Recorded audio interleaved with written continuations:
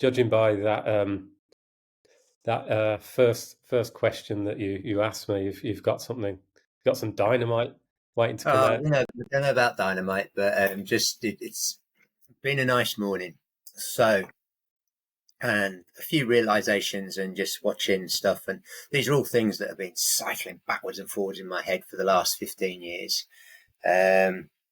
So this morning, my squash client cancelled. Oh, great. I'm going to go for a walk. I need to do a bit of shopping for mum and dad. And it was lovely and sunny out here. Thought I'm going to sit outside, have a coffee, spend my 2 hours, get the bulk of my 2 hours in the sunshine or the daylight done for today. Andrew Huberman talks about how 2 hours outside every day can help your eyesight. I also, from getting your early morning sun, getting my circadian rhythm boost, just generally feeling, well, hey, yeah, because I haven't been for this weekend, been quite tired.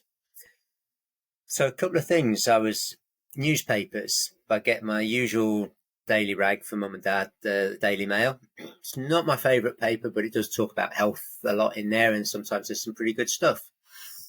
And on the inside pages today, they were talking about lose a stone by Christmas with Ozempic-like diet. So for those of you who haven't heard lately, Ozempic is the latest form of weight loss drug. These are the fat loss injections that Labour are talking about, maybe possibly doling out. And it's based on the idea of stimulating a specific hormone, GLP-1, glucagon-like peptide 1, I think it stands for, which basically makes us feel full. Okay. And it's been very successful for people like Oprah Winfrey. Oprah Winfrey had to resign her post, or she volunteered to resign her post with Weight Watchers on the Weight Watchers board, because essentially she'd been using Ozempic or something similar for the last year. And it's been very successful for her. I think Sharon Osbourne, it's said in the papers, has been using it, and a whole host of celebrities. So you can imagine it's up there, and it does seem to have some interesting effects, like that appetite regulation, also maybe taking away some of the cravings for the rubbish food that we want to eat. I've read one journalist who's talked about that. So that's intriguing. But then in the papers, they talk about this Ozempic-like diet. So we have a hormone that makes us feel full. In fact, we've talked about this. We've done a whole podcast on this. And in fact, GLP-1, I'm not even sure that was one of the hormones we talked about. I can't remember now. I need to look back at that. But there are foods that evolution has primed us to eat and then fire off these hormones that make us feel full. Now, I can only imagine that evolution had a purpose for that, and that was to tell us that we got adequate nutrition for what we needed, for our energy, our building blocks, recovery, whatever we need that nutrition for. And so, just to reiterate, we don't need to take these drugs. The drugs might be a starting point for some people, but yeah, you can eat foods that will stimulate this hormone. So I don't know whether we can see this. I'm just going to tilt the camera a bit. So I'm on, this is like a scramble, bacon, eggs and cheese with some lamb fat. So all of these foods are known to stimulate the hormones which make us feel full. Other foods, fibrous vegetables, I think possibly because of the fermentation in our colon, olive oil, a couple I've seen mentioned, but protein-rich foods and certain fats. Note, not vegetable oils, not seed oils. So you can eat foods this way, have this with some green veg if you like your veg. I do like my veg, but for the moment, as we've discussed before, I'm on this animal-based diet, so I will have veg very occasionally, very, very occasionally. but you eat to satisfaction, and then you don't eat, and then you don't need to eat for several hours, and it's great. And so, she's making this claim that you could lose a stone by Christmas. Actually, I believe it, because this time last year, or actually a year and a half ago, I lost 12 pounds in 3 weeks doing the same thing, eating foods that made me feel full. Okay, so that's been buzzing in my head, seeing that in the papers. In terms of why don't we just do it with the drugs if it does the same thing? Well, my worry about that, and I haven't seen this backed up by studies or anything yet, I'm not even sure that the research has been done, is in our body, when we eat the foods, those hormones are stimulated when we've had adequate nutrition. But when we artificially stimulate those hormones without having the foods which provide the proper nutrition, the minerals, the vitamins, the amino acids, the particular fats that provide the building blocks for our steroid hormones, etc., then we can potentially eat anything we want and still feel full, which does get us around what the food industry is doing, is giving us foods that make us want to eat more and don't provide nutrition. But what happens in the long term if we're continually full but we're not eating adequate nutrition? So that's one fear I have. Now, I have seen a journalist say that actually she seemed more predisposed to eating meat and veg, and she didn't feel as drawn to the junk food. So that's a possible good thing.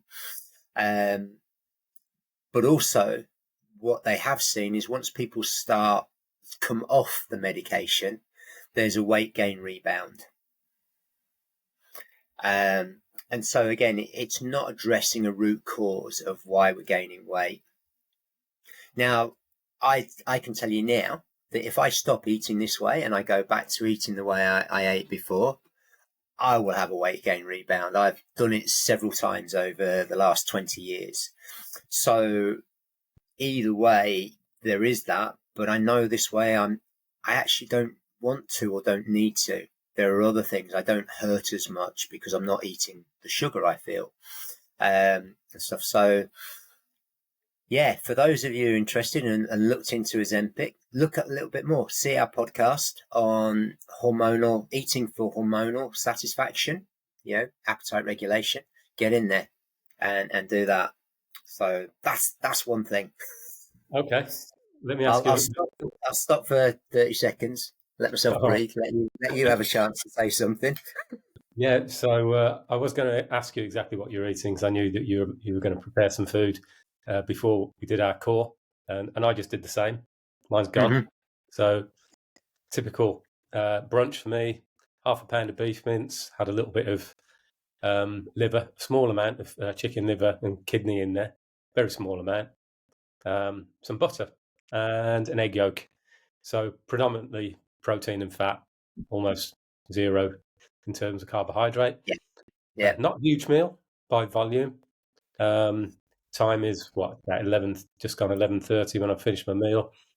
That's probably going to keep me going till 5, 6 o'clock. Easily. I won't even think about food during that time, unless maybe I get bored and want to have something as a distraction. But really, in terms of real appetite, I'll be fine for hours. So in the article, in the Mail, what type of foods were they suggesting for this Ozempic-like diet? Protein-rich foods, and I think the vegetables, fibrous vegetables, and olive oil were the things they mentioned. Yep. I know in the past from the research we did for our other podcast, things like cottage cheese, and that was a big part of my anti-cancer protocol. Cottage cheese, and I was eating a lot of fibrous veggies there, and I lost weight for fun doing that as well, like I have done on carnivore. So I think those are all valid ways to go forward with this. Predominantly, low sugar, low vegetable oils, But as I said, you're eating foods that satisfy you. Yeah, you might not get the dopamine high, but there's just an inherent satisfaction, and you don't get that dopamine crash, which leaves us wanting more. I wanted to ask you, when you said that you don't feel like you don't think about food until maybe 5-6 o'clock. What knock-on effect does that have for you for everything else you're doing? Yeah, it's huge. I think in the past, when I was on a carbohydrate-based diet, I had to eat every few hours, probably every 3 hours. Blood sugar would drop. You've had some carbs with your previous meal, and blood sugar starts to drop, depending on how quickly you metabolize things. For me, it was around the 3 hour mark, sometimes even less. At one stage, I was eating oatmeal for breakfast and starting work early. And within 2 hours, I felt like I needed to eat again. So I was just increasing the size of these portions, eating more and more oatmeal. And it didn't help at all. I seemed to just get hungrier and hungrier. So probably the crash I was having was proportional to the amount of carbohydrate I was having with each meal. So it's the convenience of not having to eat every 2 or 3 hours, not having to carry food with you like a baby, and also the just effect on my mental state, mood. Generally, a lot calmer when fueled Yeah. by fat than fueled by carbohydrate. I was going to ask about that, because for the best part of 40 years, I suffered chronically with hangry, being hangry. So, And I just want to relate this. One time we were driving back from the Lake District with it was my ex-wife and I. And we used to love going over there. It was a great time. And I always told Michelle I knew better health-wise and stuff like that. And she would eat. She wasn't particularly like low carb or anything like that, but she just seemed to manage on 2 meals a day. Whereas I needed to eat every 2 hours. And I remember we were coming back, and Michelle wanted to get back fairly quickly. And I'm saying, we need to stop somewhere for food. And she says, oh, can you not wait till we get back? It's like, no, I need food. And it got to the stage, we got out of the lakes and we were just off the M6, and I was getting angrier and angrier and angrier. And I just remember we came across this one of the first petrol stations as you come off, and it's like, we need to stop here. And I was just spitting the dummy. You just think about yourself. Just because you're not hungry, I'm fucking hungry. And I was like effing and blinding. She pulled over, and I got out. I slammed the car. I stomped across the road. Nearly got myself run over. And I got my food. And eventually I calmed down. But there were the consequences of this is every time I got like that, I would be verbally abusive to Michelle, whether it was just loud and argumentative, saying things about she didn't care, this, that, or the other. And it had a knock-on effect in my relationship. And, I look back across my whole life and think, wow, how many relationships have I messed up because of these angry, emotional fueled outbursts, which potentially were actually just down to the way I was eating. Because since I've been on carnivore, the only times I've had those outbursts are when I've strayed from carnivore and had a night or even possibly a day or two off my carnivore-based diet and gone back to the sugary-based stuff or conventional food, just because for social occasions, Christmas, etc. And it's like, oh, wow. It's like scary as hell to think back that something as straightforward as the way I was eating. And I don't blame myself for what I was eating, because we grew up, I think as a child, I was fairly lucky and we got decent food. But by the time I was getting on to 10 years old, etc. McDonald's had come to Britain. We started getting pot noodles and all of this sort of stuff. And I was a picky eater, and Mum was trying to just do her best to get food down me when I went to pack lunches for school and stuff like that. And I just wonder how much of the emotional train wreck of a life that I've had, roller coaster, maybe not train wreck, but roller coaster, is down to the way I was eating. And it's like, it's quite a sobering thought. But I don't look back with regret at that now, but I just, wow, I found a way forward. And that's a massive thing for me in that sense. And I just wondered if you'd sort of experienced anything the same. Oh, very, very similar. I was definitely known in my family as, Mr. Not necessarily in those words, but definitely someone prone to hangriness. And my mum in particular, she would make the odd joke about it here and there. Don't get on the wrong side of him if he's hungry. And I'd carry food with me all the time. Whenever I went somewhere, I always had some kind of cereal bar or basically more carbs, something that I thought was healthy.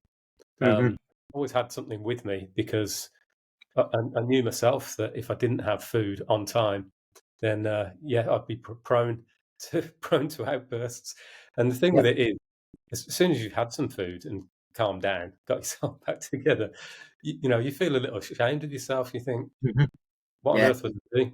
Even in the moment, sometimes you're misbehaving, but it's hard to get control. You're in some kind of lower state of consciousness. Basically, you're in that animated fight or flight mode. Yeah, it feels so real. And I think back to I used to be a really avid football fan. I'm not as avid anymore.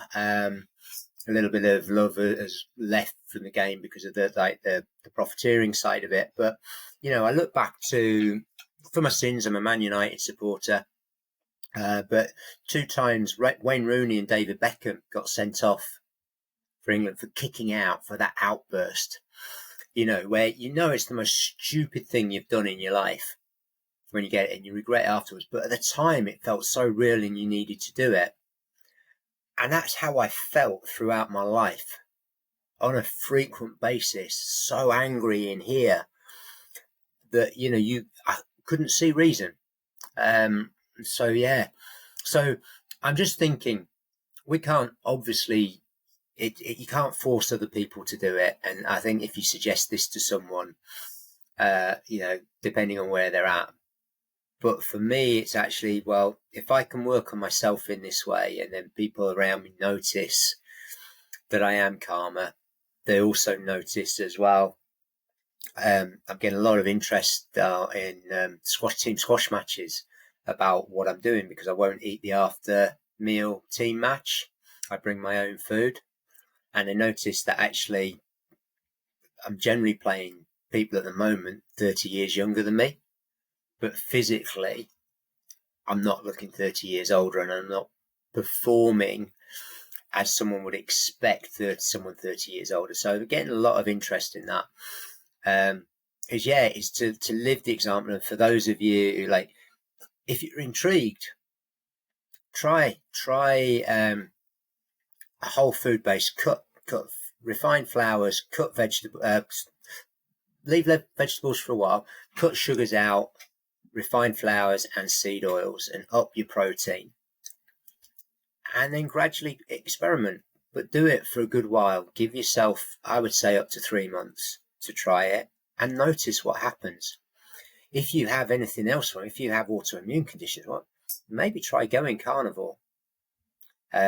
Something like go on that elimination diet and again notice. Because what's really apparent to me now is when I do go back, if I have a bowl of cereal, if I have I go out and have a bit of alcohol, etc., I really do notice the difference, whereas it was just normal before. So I just wonder how much nicer a place the world could be if we could eliminate being hangry. Carnivore Zen. A hangry free world. Yeah, I think it would be fantastic. Mm. Because the amount of emotional damage we do to each other in those moments, it just chips away. Yeah, just to reiterate, we're both doing mostly carnivore diet at the moment, but I didn't jump straight into that personally. I started by just reducing carbs, and there's still plenty of other foods in there, plenty of variety, but I got a lot of the benefits of having that more even energy levels, more even mood, no afternoon slump after you've had your lunch at work. I got that just by reducing carbohydrate and increasing fats. And it was a whole foods diet. So that within the template of whole foods, there's loads of different things you can eat. So yeah, you don't have to just jump straight into a carnivore diet. Just try Hmm. reducing those foods which Mike's mentioned: refined carbs, sugars, vegetable oils, and that's a massive step in the right direction for a lot of people. So, moving swiftly on, Is this the I second just realization? this Yeah. yeah, second realization, and it's a re-realization. It's a realization that I have over and over, but it's just in the prime at the moment. It's Monday morning. It's coming up to midday, and for the last 3 hours, I've been absolutely buzzing. Now, I can count on one hand the number of Monday mornings that I've been buzzing Hmm. in my lifetime. In fact, the number of any mornings I've been buzzing. Now, we had a one-to-one client who talked about um, being not wanting to get out of bed in the mornings, and I think we both expressed similar feelings. And I realised that not everybody can do this straight away, and also we have these priorities in our life that we think. So I'm trying to get mum to do this more, but she's got a lot on her plate, and I'm just asking her to consider reprioritizing her schedules. But I basically got out not amazingly early. Yeah, just before 9 o'clock this morning, but I guess that's still quite early with the sunrise probably happening not too long before that. And I went and sat in outside. So I made sure I took warm clothing. I took a little towel to wipe down the chairs that had been rained on so that I had something dry to sit on. And I sat in a cafe and did my emails outside. So, all my WhatsApp messages that I need to catch up with, emails, etc. Was chatting with some friends as well, watched a couple of YouTube videos. But being sat outside, and I was just like, my head's just, I don't know, it's like, yeah, it's so energized and clear and sharp. And I've come home, and I've spent my 2 hours outside already. I feel primed to do some work now, bizarrely, which I don't often feel primed to do. And another thing on the back of that, my eyesight.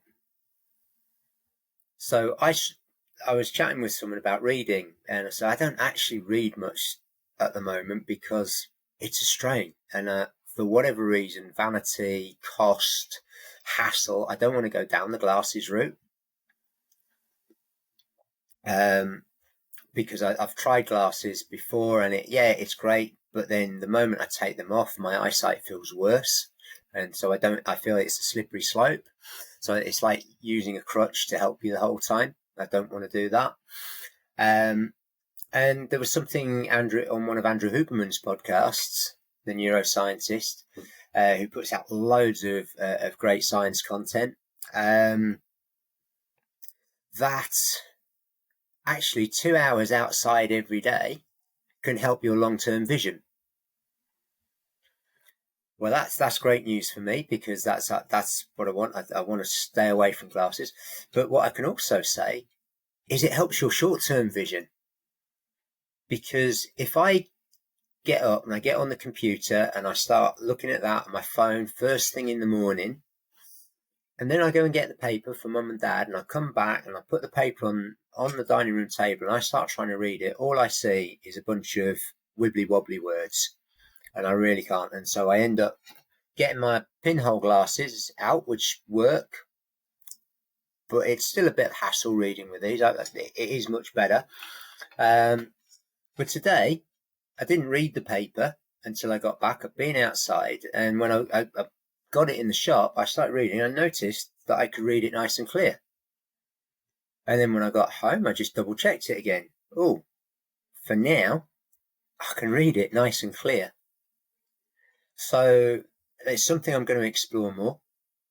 But this idea that actually, what do we do with our body first thing in the morning?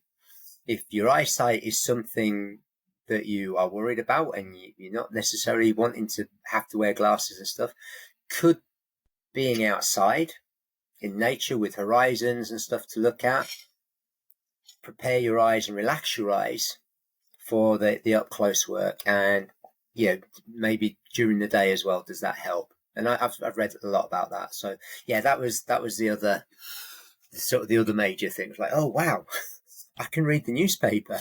It's like, Yeah, a couple of really interesting things there that you said. So I'm similar to you with the glasses thing. I do wear glasses to drive, and just one or two other things if I go to, say, a football match or something like that, and just want to see things in slightly sharper focus.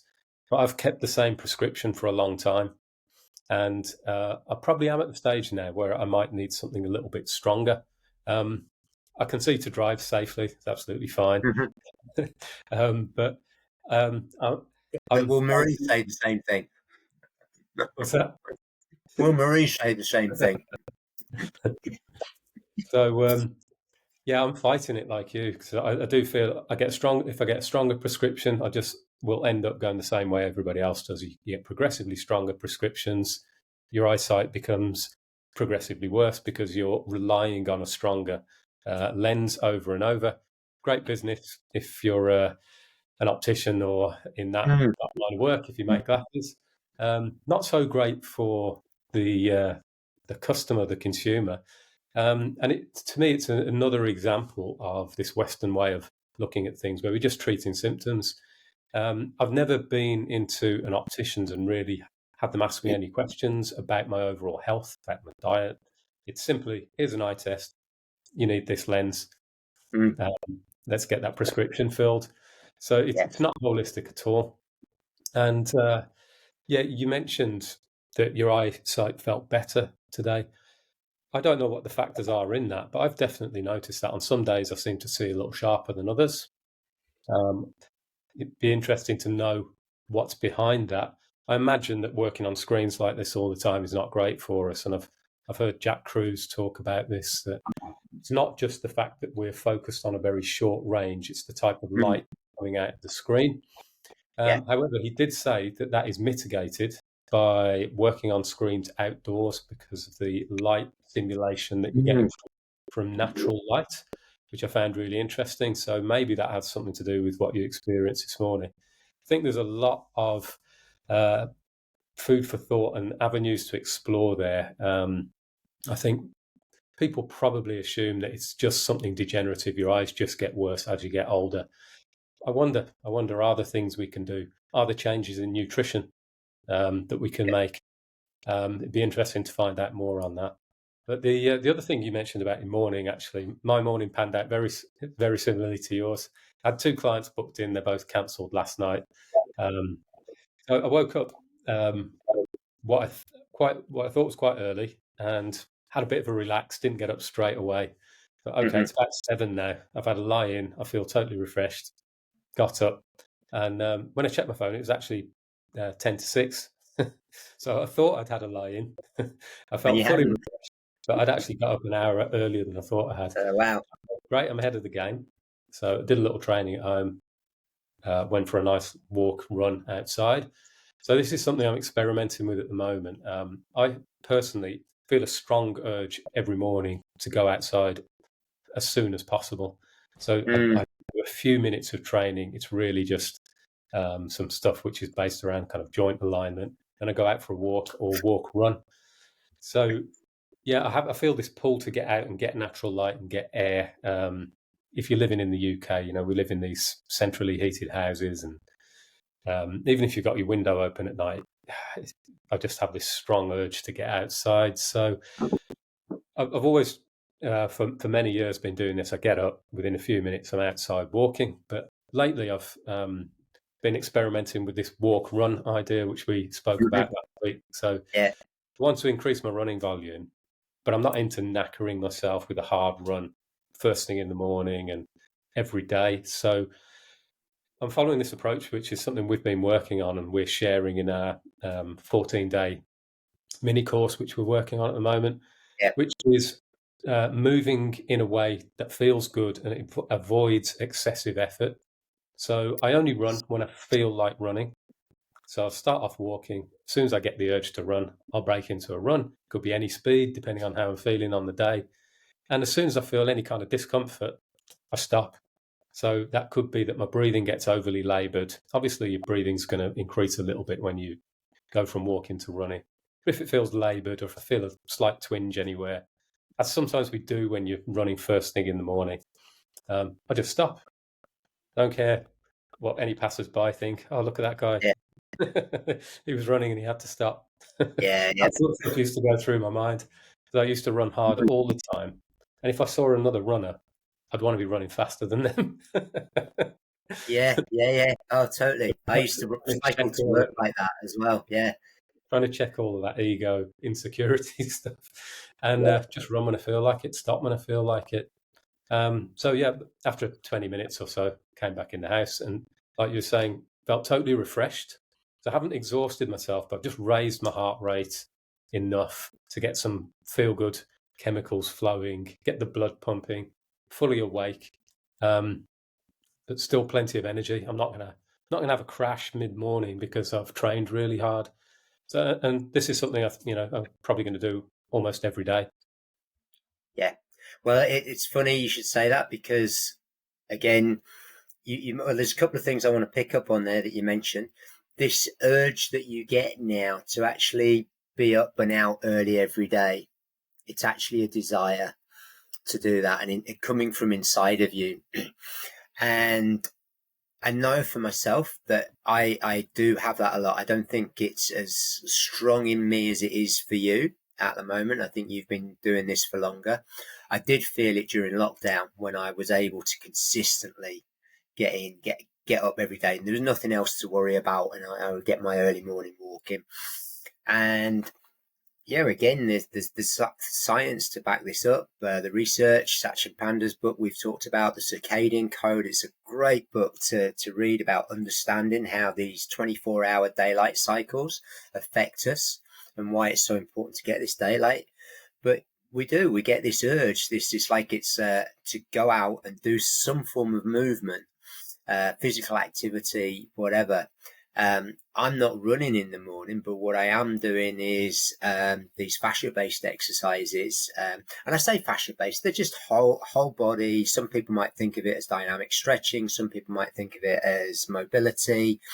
Sometimes I'm using a light load as well. So I've taken a couple of the kilo weights out of my weighted vest, and I do slow movements. So I mimic my squash swing with this, or I do some, arm raises, but focusing on using my inner fascial wetsuit. We've talked about this on one of our podcasts about fascia, what that is, but using the whole body.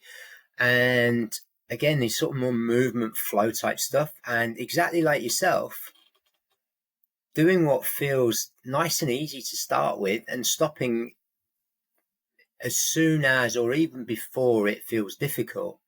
Now, I know that really goes against the grain because a bit like you, I used to do circuit training workouts until I threw up and wore that as a badge of honor. And if I couldn't move, I used to do triathlon training and burn up all the hills, but then I'd spend the rest of the day on the sofa and wasn't ready for stuff. And then I was a CrossFit trainer. And, there was a badge of honor there with like how hard you could push yourself. But what were the knock-on effects of that? Well, if ever I had a 2-week break because I got injured, which, trust me, when I was doing CrossFit was a lot, loved so much about it, but there's so much wrong with it as well, or it could just need tweaking a way of thinking about it. The thought of my first week going back to CrossFit, I knew I was going to go to hell and back, through muscle soreness, stiffness, etc. And so actually the urge to move again wasn't as good. But since, on and off, I've been inadvertently, not always knowing I was following this fascia-based approach, but looking at it, and there's a couple other thoughts that I want to mention about this, but I feel great there and then, just from doing it.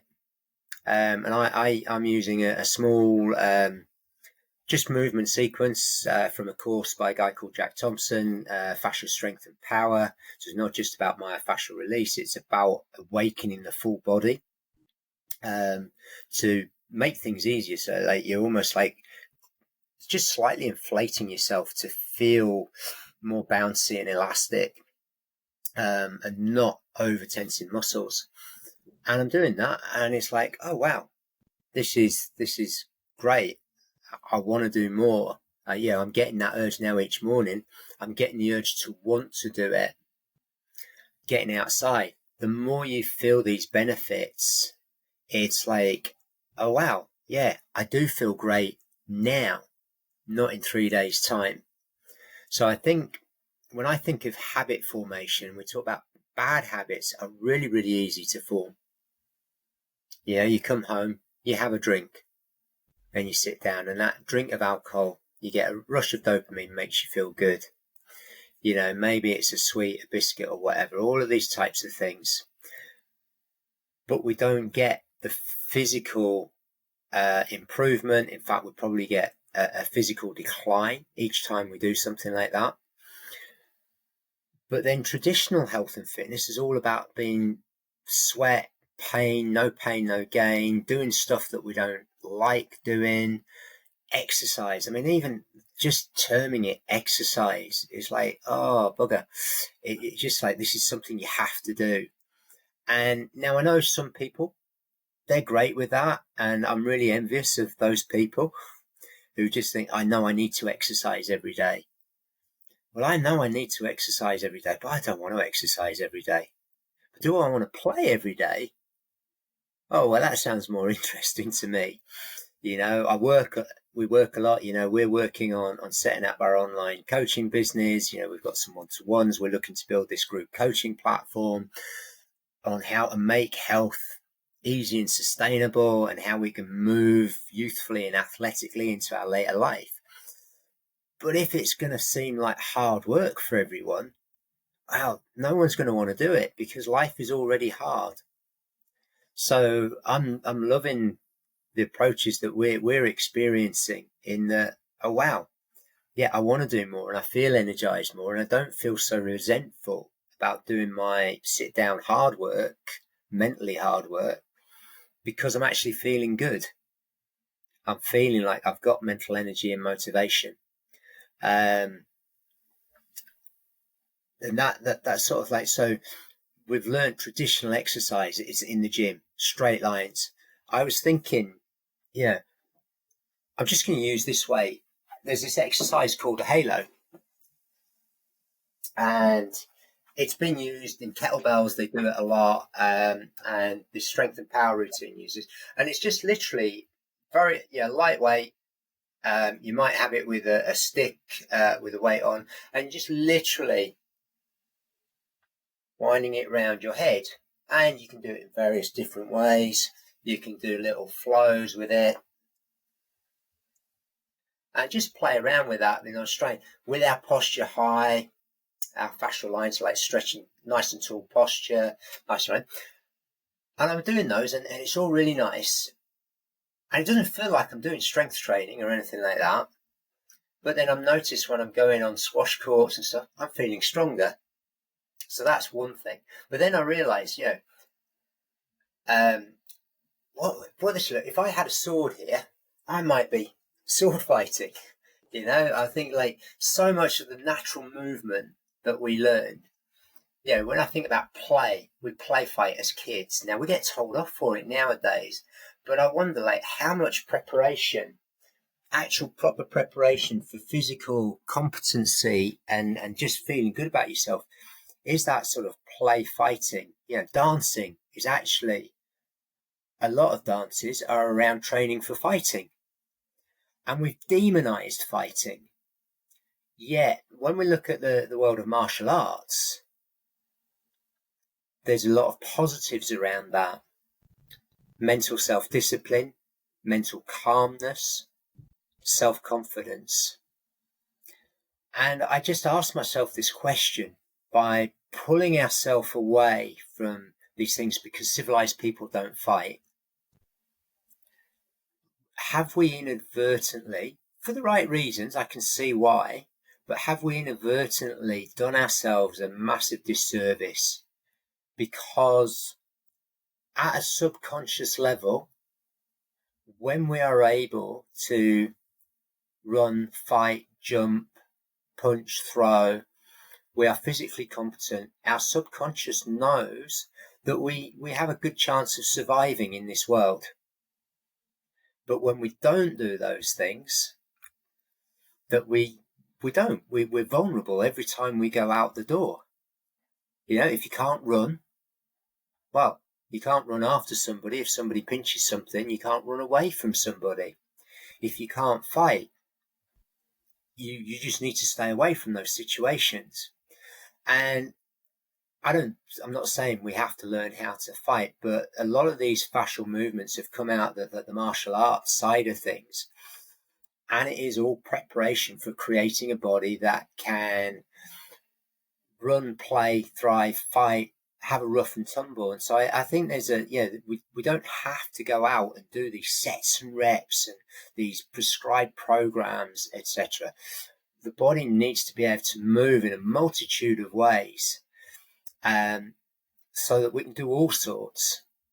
And great, if you have a sport, you like training in the gym, that's good as well. But you can add this play in to make all of that actually more effective, because it's built on a body that is competent in a whole range of things. So, yeah, my head's just been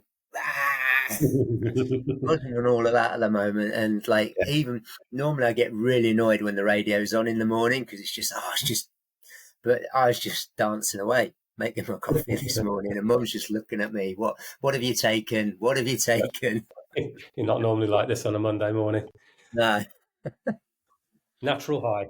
Yeah, I think the martial arts side of things, maybe that's something we could do an entire podcast on at some point. There's tons of things which I'd share from my experience and the different benefits I've got from it.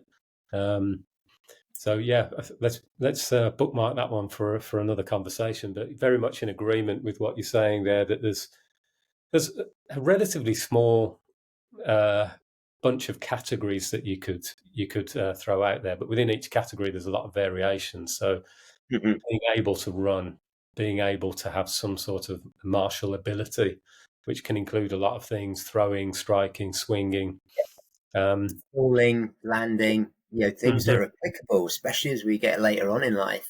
Yeah. And another one, which I'm not sure if you mentioned it, but the ability to be comfortable on the ground.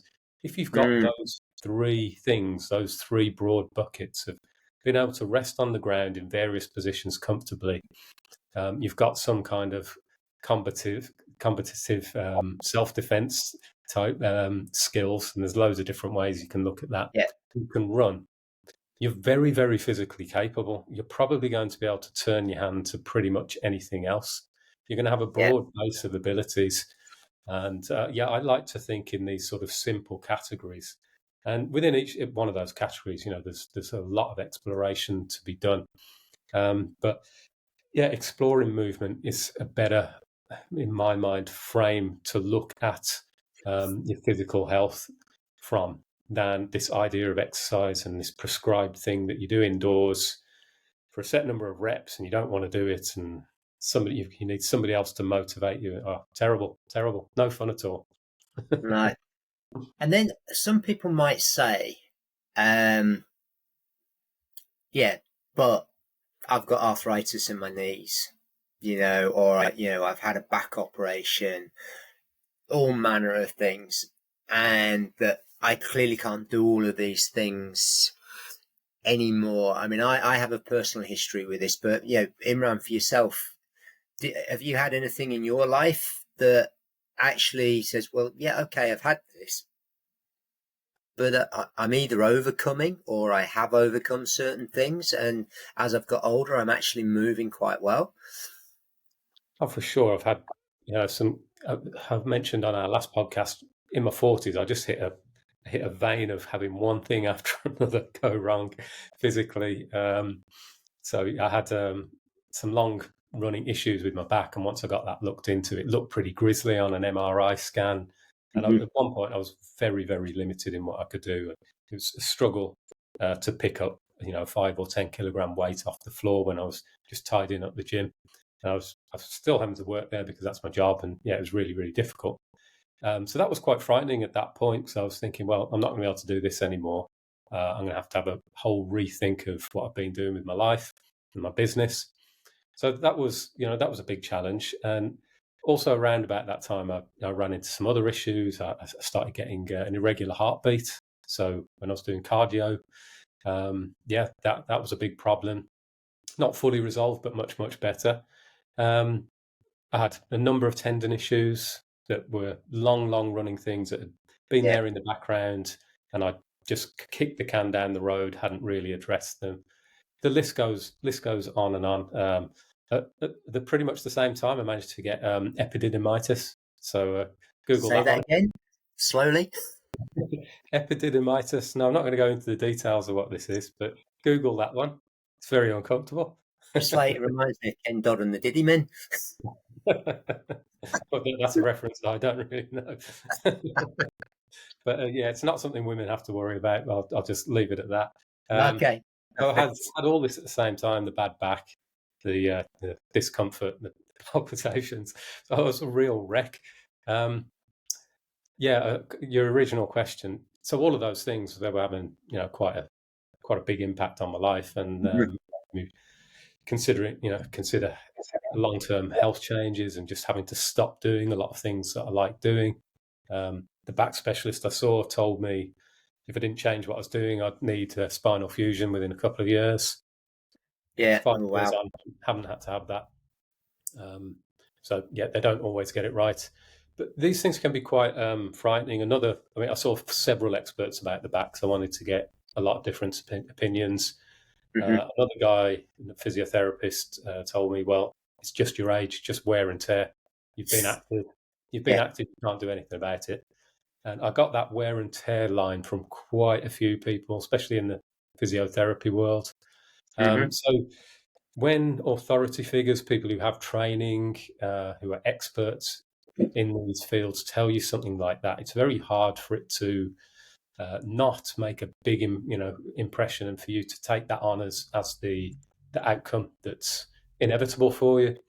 Yeah. But yeah, I'm stubborn. I'm also an optimist, and I just thought, no, I'm not going to accept this. I'm going to do absolutely everything I can to overcome these things. So it's a slow process, but largely where I am now compared to where I was 5 years ago, it's night and day. Yeah. Well, yeah. Thank you for bringing up the wear and tear issue because, again, I think that's what the assumption was for a long time. People who got injured got arthritic joints, but then we've also seen people who aren't active, don't get injured, also get arthritic joints. So it's not clear that it is a wear and tear issue. And actually, I think now the benefits of modern research and stuff, we're seeing metabolic issues, circadian issues playing a big part. So I just want to touch briefly on this idea that unlike a machine, say our car, we have this idea that things break, timing belts, clutch cables, this, that, and the other. Things wear out, spark plugs go. And if we don't lubricate the engine properly, eventually the engine will seize if it runs out of oil, etc. So all of these things go wrong. But what we can do with the car is we can take it to a mechanic. And if we do this proactively, we service the car regularly and we replace parts before they actually break down, we can keep a car running like new pretty much forever. And you see this with the guys with the vintage cars and, the vintage car rallies. That some of these cars even have original parts and stuff, and they're still running beautifully. The difference between us and a car, and where this wear and tear explanation falls down, is that actually the human body is a self-repairing mechanism. It heals itself. Now, to some, that might seem woo-woo, and you know, don't be stupid, these things don't heal. But I'm going to give a couple of small examples that everyone's experienced to know that this actually is true. And we see it. So one is when you cut yourself. It heals the scar. You might get a scar, but over a long enough time, the scar goes, depending on how severe the cut was. The other is like if you burn your tongue for a day or two, the tongue's sore as hell, you know, maybe you lose some of the taste buds, etc. But within a couple of days, that's all healed and your tongue goes back to normal. With skin, we shed skin every day of our lives. Our body is continually regenerating and our cells are turning over. So they die, new ones come along to replace them. So modern research is showing that actually we have these things, osteoblasts, fibroblasts, all sorts of things like this. There's clasts as well, osteoclasts. We have a series of organisms that go around our body like little workers. One type actually breaking down. So if you imagine pointing on a brick wall, you know, before you can repoint it, you need to get rid of all the old stuff. You need to get rid of the loose, broken down stuff before you can fill it in again. Well, we have stuff in our body, little molecules, little cells that go around our body doing that. And then we have little cells around our body who go and do the rebuilding. And they look at what happened to your body during the day. Oh, you were doing this. Oh, we haven't got quite enough strength in that part of your structure for you to do that. And that's maybe why you feel a little bit stiff and sore from that. So we're going to rebuild that for you better and stronger, and maybe more flexible because you were moving around all over the place. So we're going to make that structure more adaptable for you. Or conversely, it might be that you've been sat down here on your computer, head straining forward, furrowed brow. Those same cells are coming through at night and thinking, it's been really important for you to be in that situation. Well, that's quite stressful because your muscles will be holding that up at the back. Muscles use a lot of fuel. So what we'll do is we'll give you the structure so you don't have to use muscles to do that.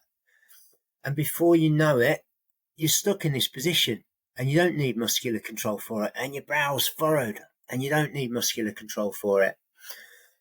This is happening every day. Our body is being reshaped every day on the basis of what we do, but also on whether we allow that work to be done, because there's a timing schedule for it. It's a bit like in a shop or a factory or whatever.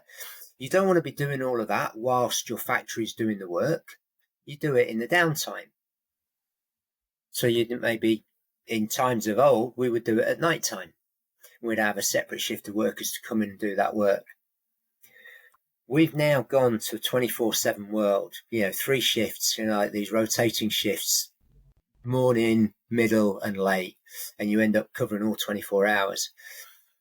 Well, that regeneration work, that recovery work, that maintenance work is now getting interrupted. And so the rebuilding is less wear and tear. It's just the wear and tear has happened, but it's the recovery that's been stopped. It's the rebuilding, it's the maintenance that has been stopped, which is why it's become an issue, not the wear and tear itself. And aspects of this related to nutrition and the amount of inflammation we're causing. Are we breaking the body down or are we building it up? But also just, are we getting adequate sleep and rest and the right type of movement to promote blood flow and the transport of all the stuff that fixes you around the body? So like yourself, I've had a list of things: hamstrings, joint problems, sprains, probably most importantly for me, a back operation, a herniated lumbar disc. And I did have an operation for it, but I was told I'd be in pain for the rest of my life by my physio, my NHS physio at the time, who was a grumpy old bugger, and said, well, you'll go to the operation, but you'll probably be buggered for the rest of your life. 6 months later, I contacted a load of other physios and stuff, and one was really good, and actually 13 years ago was giving me exercises very akin to what I'm doing now with this fascia aware work and the movement flows. And it was like, well, actually, within 6 months, I was deadlifting personal best at the weight of 77 kilos. I was deadlifting 160 kilos for 5 reps. I didn't carry on along that way. I can't deadlift that now, but my movement, I was doing Olympic weightlifting, getting into deep squats. I was able to get into a deep squat because it was just something I believed I should be able to do after I'd done my reading. You talked about resting positions on the ground and that ability. And now my movement is much more varied and flexible, and I have more general mobility than I had during my 20s, 30s and 40s. And I'm 2 years away from being 60.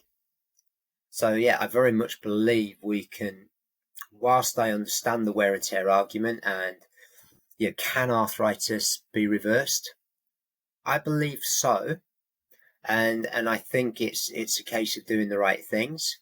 So if you are open, if that challenges your beliefs incredibly and you want to swear at us and say, don't be ridiculous, fine. Do that. It's great.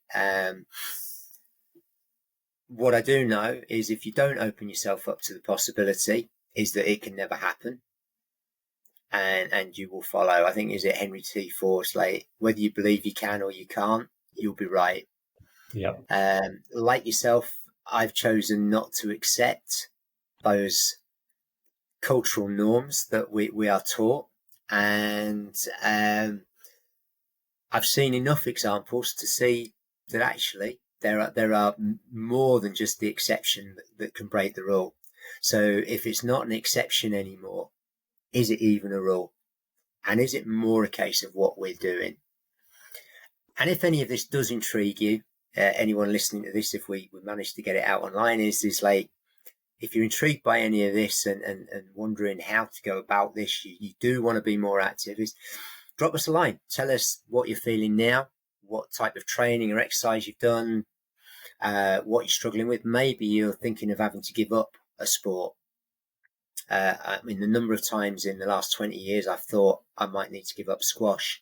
And in fact, many of my friends have given up squash because it's too physically demanding for them. One of our clients came to us for that very reason. He's playing football and a lot of his friends are having to give up, but he knows it's such a big part of his life. He doesn't want to give it up and he wants to keep playing well. And so we're working with him. Another one of our clients loves running, but was having Achilles tendon problems. But we've looked at it. We've looked at technique. We've looked at mindset. We've looked at it as a skill rather than a capacity. And now he's going out and he's training and he's at the moment pain free. So yeah, if you're intrigued with any of this, drop us a line, ask us a question, tell us where you're at this moment.